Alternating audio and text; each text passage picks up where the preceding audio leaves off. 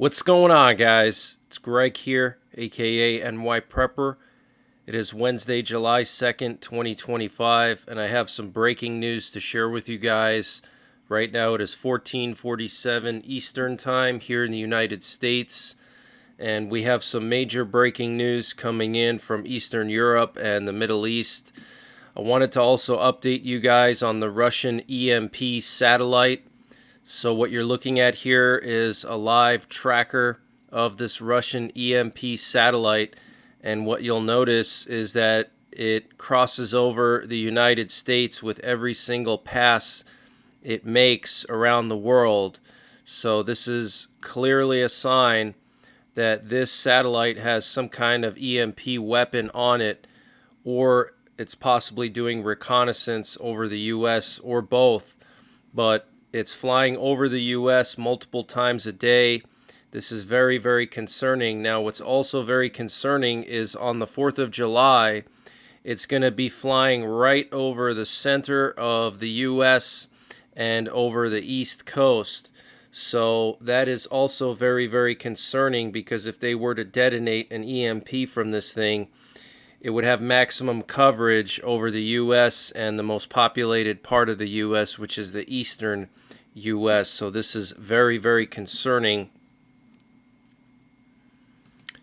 And last night we had U.S. nuclear forces on very, very high alert for some reason for the second night in a row. Between midnight and about 3 a.m., we had multiple nuclear codes broadcasting back to back by the U.S., and what was very concerning last night that I've personally never seen before in all the years of monitoring this is we had some kind of nuclear war radar that was active, and it was actually using the same frequency as the U.S. nuclear forces. We had a U.S. nuclear war radar on the East Coast somewhere, because only East Coast radios were picking up this radar, and it was using the same frequency as the primary nuclear war frequency used by our bombers and silos, etc.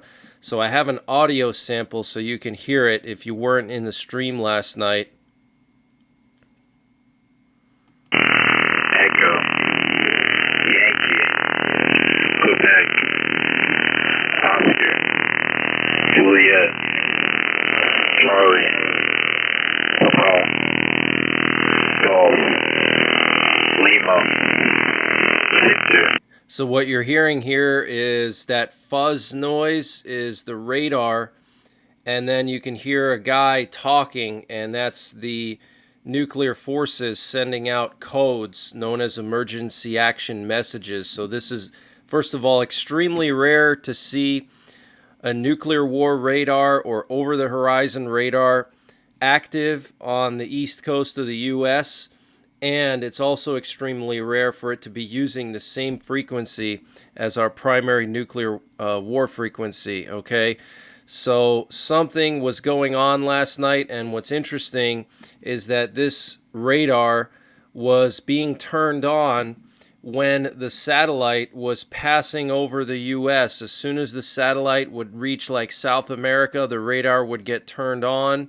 And then when it would go over northern Canada and leave North America, the radar would disappear. So I think this radar has something to do with that E.M.P satellite. And this update was sponsored by E.M.P Shield. Guys, E.M.P Shield has created a special discount just for you, the listeners of the NYPrepper channel.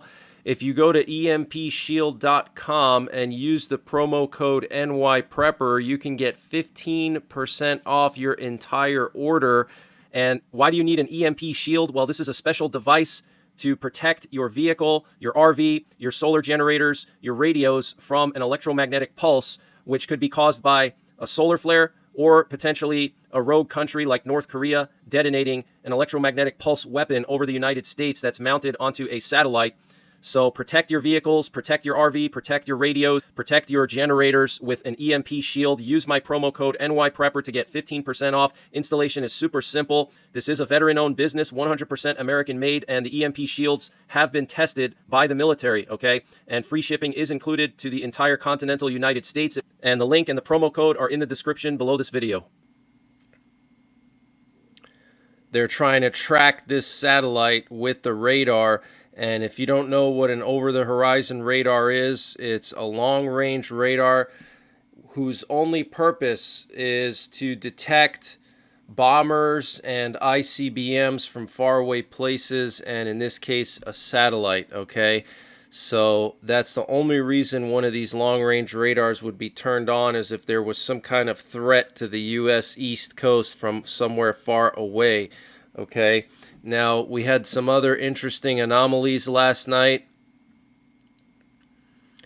So while all of those U.S. nuclear codes were being broadcasted and while the radar was turned on, the nuclear codes were being broadcasted at the same time as that East Coast nuclear war radar. We also had several Russian VIPs leave Moscow and go east to the Urals. Here you can see several Tupolev 154s with the Special Flight Squadron leaving Moscow and heading east. So I don't know what's going on, but something is definitely brewing. And what you're looking at here are two U.S. private reconnaissance planes that were doing some very intense patrols around Kaliningrad last night at the same time as those nuclear codes. And this afternoon we have two B-52 nuclear bombers flying over the Ozarks and Louisiana. And we also had some kind of U.S. government VIP fly from Florida to the home of U.S. Strategic Command in Omaha, Nebraska, Offutt Air Base. So this could be potentially J.D. Vance, the vice president, could potentially be Trump. Okay, this is in Florida. We know that Mar-a-Lago is not far from Melbourne, which is where this VIP plane took off from. So some U.S. government VIP, high-level VIP, potentially even Trump, flying to STRATCOM right before 4th of July. That is a huge red flag. And then yesterday we had a Cobra ball up in the air over North Dakota, which is a missile detecting and tracking plane. We also had two nuclear war command and control planes airborne, and we had that U.S. presidential doomsday plane looping for several hours over the upper peninsula of Michigan. So I don't know if this is related to that E.M.P satellite, but it seems that it is. I can't see anything else going on right now that would prompt this type of response from U.S. Strategic Command, okay? And I wanted to update you guys on the situation with Ukraine and Russia. We have a huge update coming in. So the president of France, Emmanuel Macron, spoke on the phone with Putin yesterday, and apparently Macron said that Putin has abandoned the idea of a ceasefire and has not changed his position on the war in Ukraine. Okay, so that's what Macron said after his call, that Putin has basically not changed his stance and basically he's going to continue doing what he's doing until he achieves a victory in his mind. Okay, we also have to keep an eye on the Baltics. Russia is massing forces along the border of Poland and Lithuania, and they're supposed to do this huge exercise this coming September right on the border of Poland and the Baltics, okay? And here in the U.S., the Department of Defense just completed this massive cyber attack exercise called Cyber Yankee 2025, which was a multi-state, multinational exercise that fortified critical infrastructure against cyber attacks. The 11th annual Cyber Yankee exercise recently concluded in New Hampshire, bringing together a diverse coalition of National Guard units, federal and state agencies, private industry leaders and international partners to strengthen the defense of critical infrastructure against the ever-growing threat of cyber attacks. This year's iteration, a 2-week event involving over 300 participants, underscored the increasing importance of seamless integration and cooperation between public and private organizations in the face of escalating cyber threats.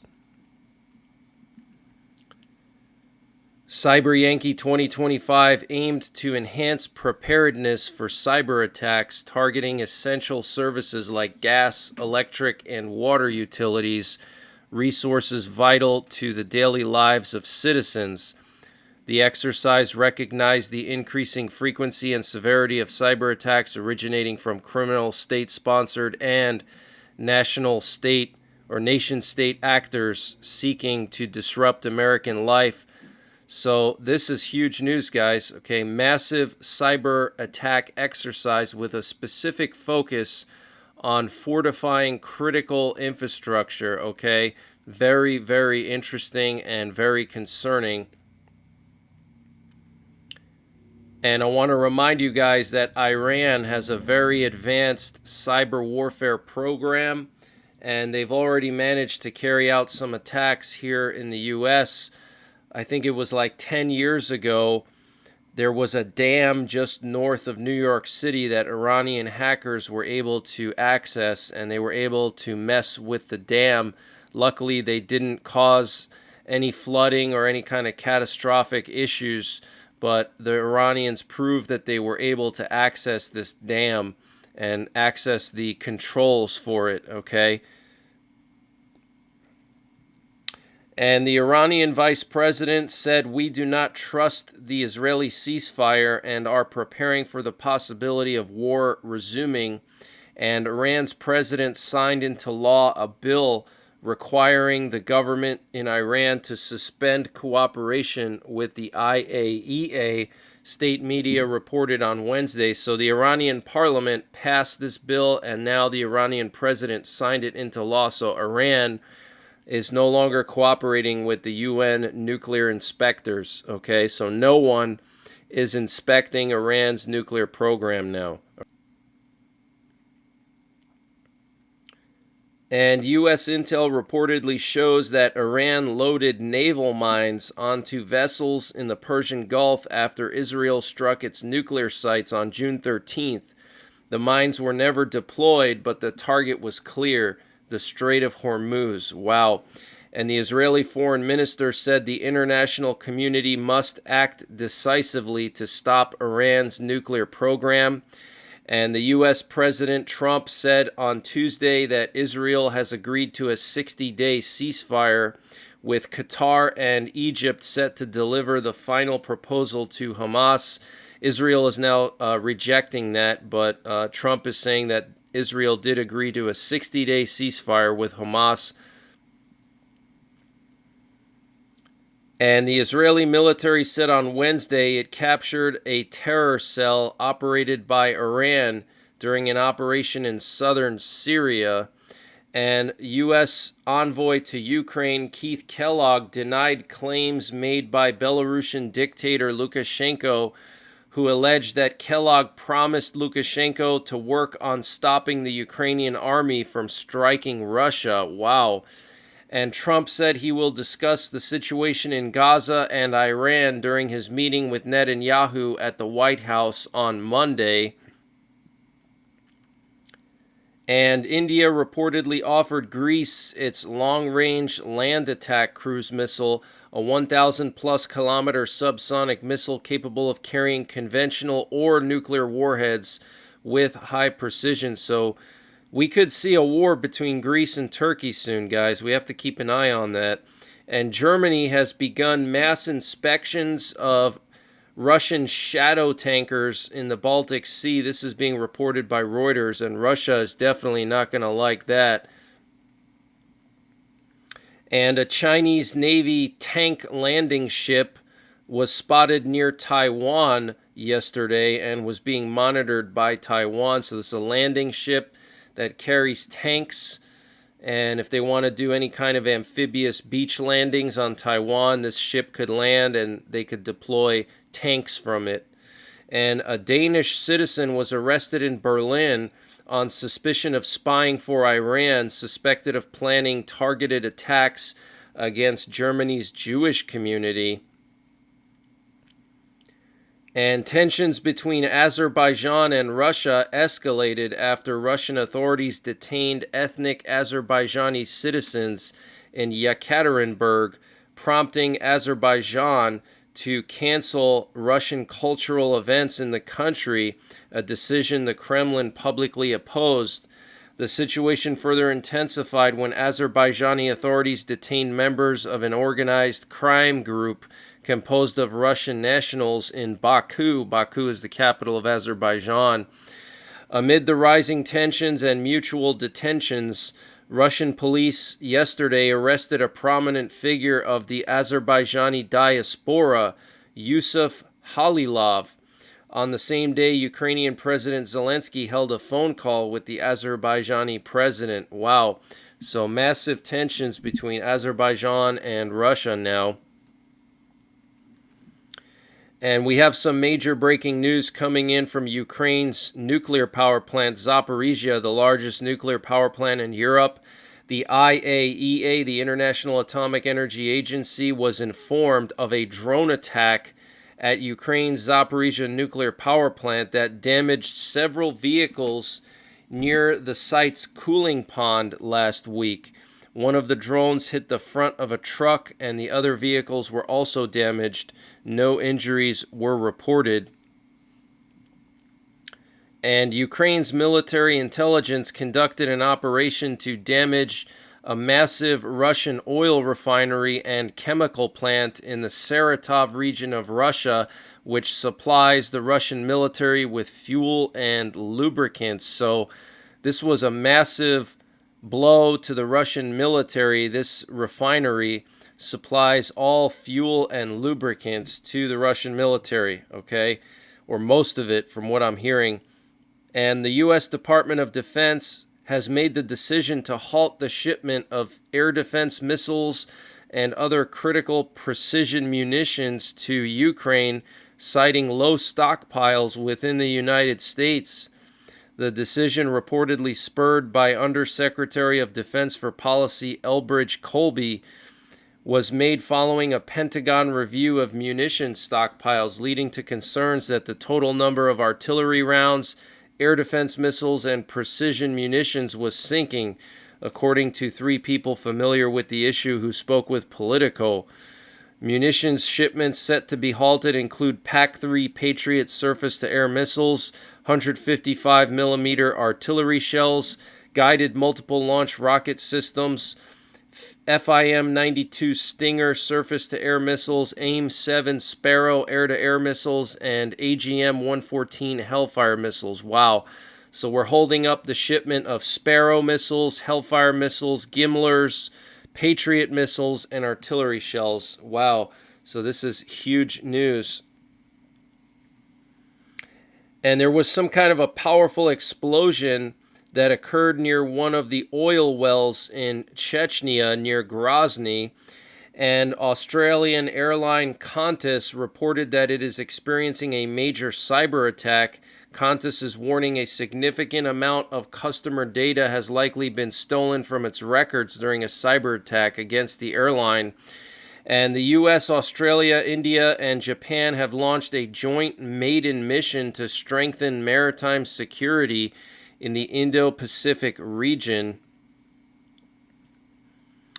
And the UK and Germany are preparing to sign a wide-range defense treaty that includes a mutual assistance clause in the case of a threat to either nation. Wow, that is absolutely huge.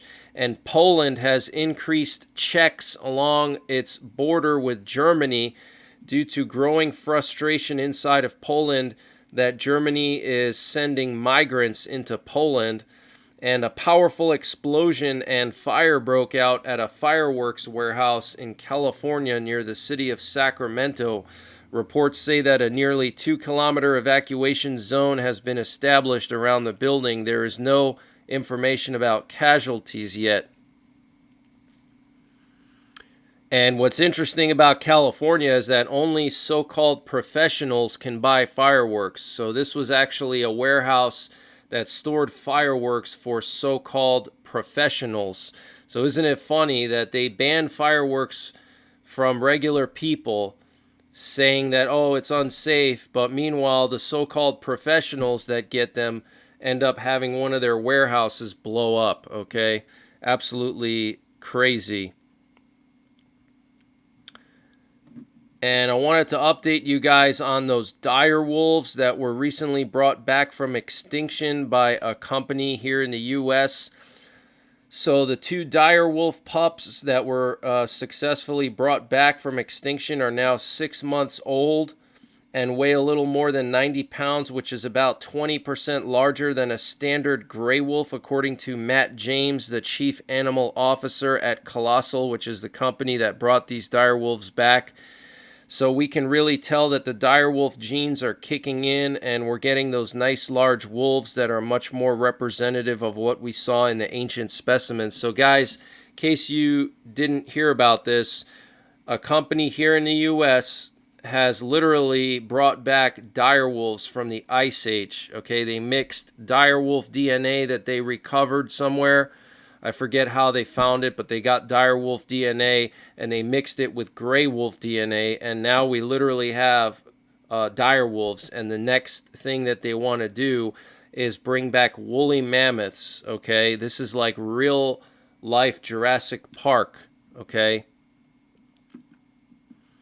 and I wanted to show you some concerning reconnaissance activity near Taiwan. So here we have a U.S. Navy recon drone that was flying just north of the Taiwan Strait, and then it flew up into the Yellow Sea, which is very rare to see. I've personally never seen one of these drones do this in the last 3 to 4 years. This is very unusual. And then also at the same time, we had a E3 Sentry AWACS plane in the same general area near Taiwan. So something was going on last night over there near Taiwan, maybe that tank landing ship.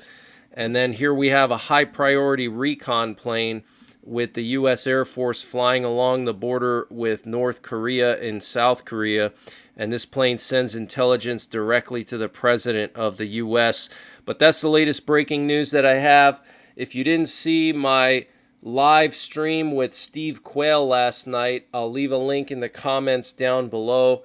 I was on the Daily Excellence channel and we talked with Steve Quayle about World War III. So I'm going to leave a link to that stream down below in the comments. But until the next time, take care, God bless, and don't forget the 3 Ps.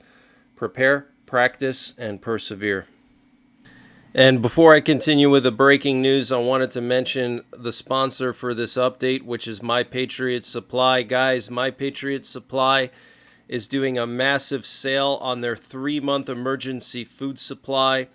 You can get 3 months of emergency food, 2,000 calories a day for just $500. That's $200 off their normal price with free shipping included.